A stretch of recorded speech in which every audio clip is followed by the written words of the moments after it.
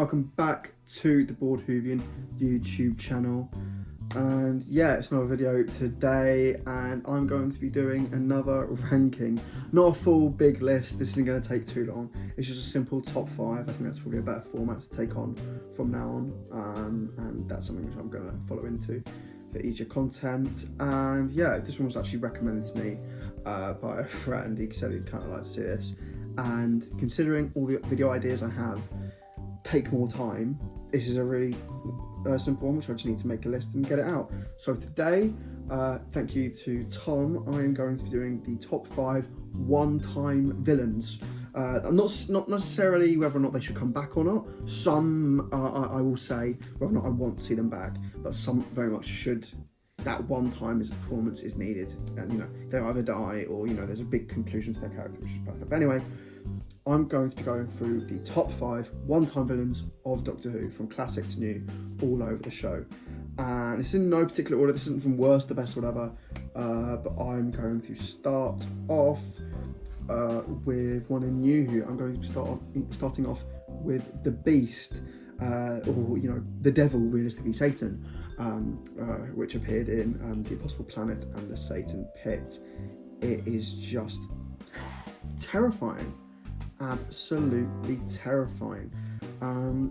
The fact that this is one of the few, villains, monsters, whatever you want to call them, which kind of catches the Doctor off guard. The Doctor, it challenges the Doctor's belief system, which is something which you can't really say for many monsters. Like, you very much feel like obviously there's when you see the body, there's like the monster, but the intelligence, the way the Doctor talks about it, the Doctor almost admires it, like the concept of the devil, in terms of how intelligent and how conniving and how maniacal he has to be. And the fact that the Beast technically it is getting away, that he's destroying the body but he's escaping by letting the humans escape. And Rose realises that and kills him. But then again, the only reason he started flaming up inside of the ship with Rose is because the Doctor was saving the day and destroying the planet. But yeah, it's so amazing to bring something like that. I'm surprised Doctor Who didn't get into trouble like that, bring in a character which is pretty much based off religious stuff. But I think it's so good, and the way they use that character and the idea of the devil to explore themes throughout the story, it's just, yeah, I definitely don't want him to come back. Them, I don't really want the Beast, I don't really want Satan to come back, realistically. It was perfect in that story, don't need to come back. It's why that two-parter, the Satan Pit and the Impossible Planet, it's why that two-parter is just right up there for me. It's one of the best stories of New Who, definitely, of maybe Doctor Who. And yeah, the Beast, definitely amazing, and I'd love to see it come back. Second on this list, I'm going to be talking about Sharaz-Jek. Maybe not the main villain, I'd arguably say, but definitely the kind of big villain of the Caves of Madrozani, the Fifth Doctor's final episode or story, whatever you describe it. Yeah, so first of all, I've got to say, Caves of Madrozani is fantastic. You're always worried, watching Classic Who, all you have is the impressions you've got of other people who've watched it, and all the stories. People told me Seat of Death was amazing.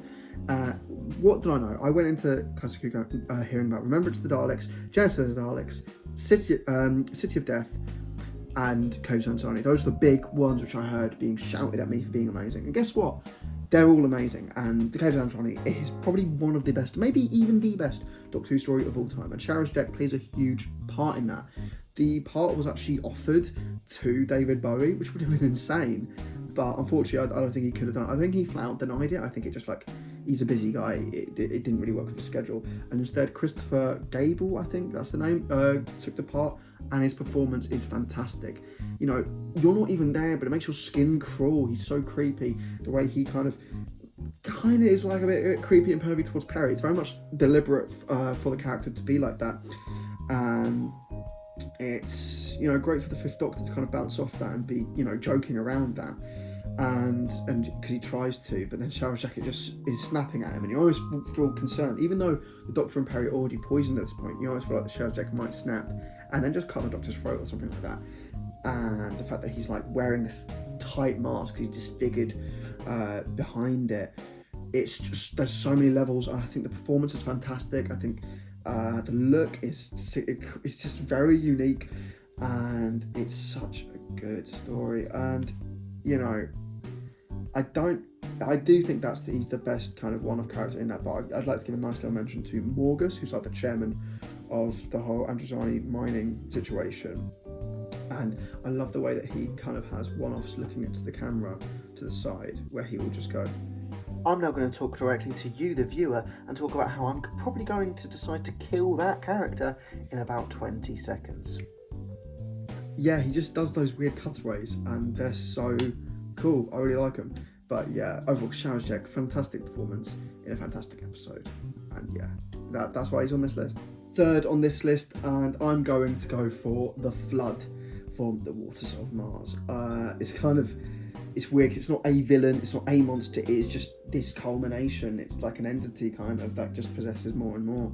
And I've just got to say, yeah, I haven't really talked about Waters of Mars on this channel beyond a ranking, you know, putting it high up in my 10th Doctor video. And I feel like I need to do an individual review of the Waters of Mars at some point, because it is just probably, it's either like it's like in my top 3 probably of Doctor Who episodes of all time. I think it's just, God, amazing, just pure brilliant drama. And the Flood is so terrifying, you know, when you think about it. I remember going into the episode, I would have been really tiny. So I'd have been like, I'd have been 7 when the episode aired. And I remember just thinking, there's an episode about water, how the hell is this scary? But then the trailer really does a lot, and then you watch the actual episode, and you know, the line, you know, the Doctor says, you know, water's just patient, water just waits. You know, it feels so silly when you think about it, but in the context of the episode, it's terrifying. You know, the idea that it's patient, it just waits for them all to make the mistakes, and then at the end, it just slowly just goes onto the top of the building and drips through, and one drop takes away your life and takes away your humanity. That is just terrifying. And the fact that the Doctor knows throughout the entire episode that their death is just an inevitability, you know, he already he knows from the second he sees these monsters that they're going to get the job done, realistically, until he obviously intervenes, because he has to, you know, for his, you know, what he goes through in an episode. That's just, but he does know instantly, because of what he knows about what happens in the event.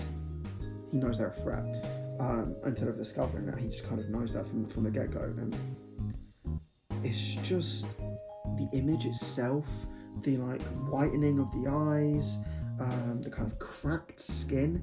They are kind of like water zombies, and they're, God, just terrifying, because it's the idea that just one drop can kill you. Fourth on this list, and I'm going to go with Sutekh from the Pyramids of Mars. Fantastic story, a fantastic main villain for it as well. And actually, it has something very in common with the Beast. It's the actor, I didn't mention it then, and they are both voiced by Gabriel Wolfe. And yeah, you can kind of tell when you look back, but it's so amazing that he played both these roles, and they're both just amazing villains, and they're both kind of similar in some aspects, in that there's kind of like some sort of story behind this long character. Like, he's supposed to be some sort of Egyptian kind of character, and that's supposed to relate to aliens or something, similar to the Beast, where it's like based in religion. But Sutekh, the performance, the way he's just kind of, I will just take over the world and take over the universe, and you believe it. Tom Baker's performance balancing off Gabriel Wolfe makes you believe it, because of how much of a danger he perceives him to be.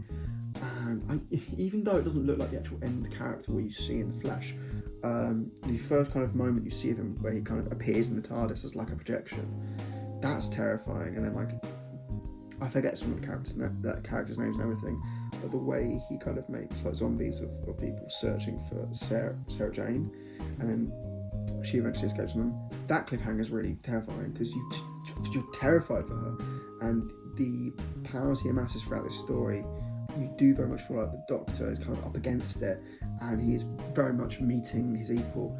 And it's so amazing when you see moments like that with certain villains. But yeah, Sutekh is fantastic. Fantastic. And I love a villain where you want to hear them talk more.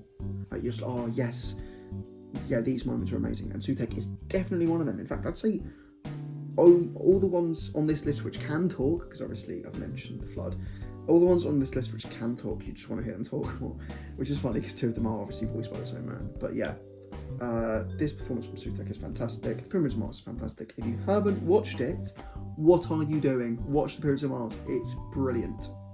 Finally, the fifth monster or villain on this list, which is actually, I think, the only one which I'm gunning to return, is the Vashta Nerada.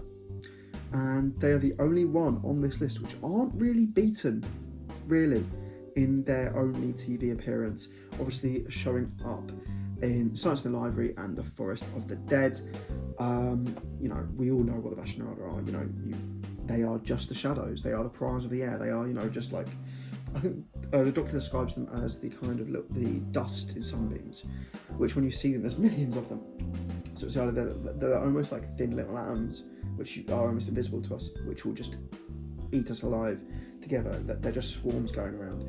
And I love the moment where Donna says to the Doctor, or asks him, oh, they're not on Earth, surely? And he just goes, oh yeah. And that's just so creepy, because obviously that's there for the viewer.